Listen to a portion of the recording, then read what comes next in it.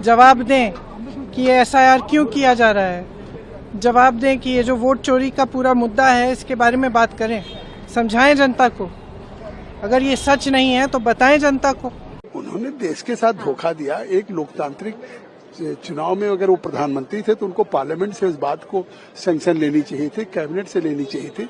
और बिना कैबिनेट, बिना पार्लियामेंट के विश्वास के एक तरफा 60 में गए पाकिस्तान में और अकेले समझौता करके चले आए। 80% पानी देश में, वो नदी हमारे देश से निकलती और 80% पानी पाकिस्तान को दे दिया 20%। ये हमारे किसानों के साथ धोखा हुआ या हमारे देश की उस उर्वरक शक्ति के साथ। तो आज हम तो बधाई देंगे प्रधानमंत्री को कि कम से कम उन्होंने इस तरह के जो एक देश के साथ त्रासदी थी उस समझौते को निरस्त किया।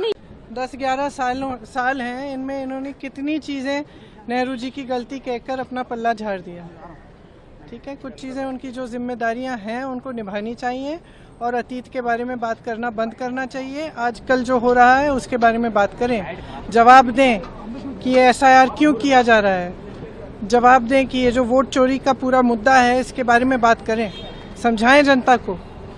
अगर ये सच नहीं है तो बताएं जनता को। जवाब दें कि ये एसआईआर क्यों किया जा रहा है। जवाब दें कि ये जो वोट चोरी का पूरा मुद्दा है इसके बारे में बात करें, समझाएं जनता को। अगर ये सच नहीं है तो बताएं जनता को।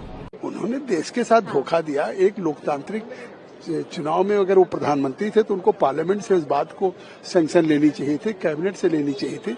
और बिना कैबिनेट, बिना पार्लियामेंट के विश्वास के एक तरफा 60 में गए पाकिस्तान में और अकेले समझौता करके चले आए। 80% पानी देश में, वो नदी हमारे देश से निकलती और 80% पानी पाकिस्तान को दे दिया 20%। ये हमारे किसानों के साथ धोखा हुआ या हमारे देश की उस उर्वरक शक्ति के साथ।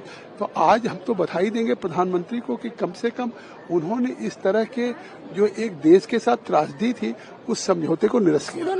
10-11 साल हैं, इनमें इन्होंने कितनी चीज़ें नेहरू जी की गलती कहकर अपना पल्ला झाड़ दिया।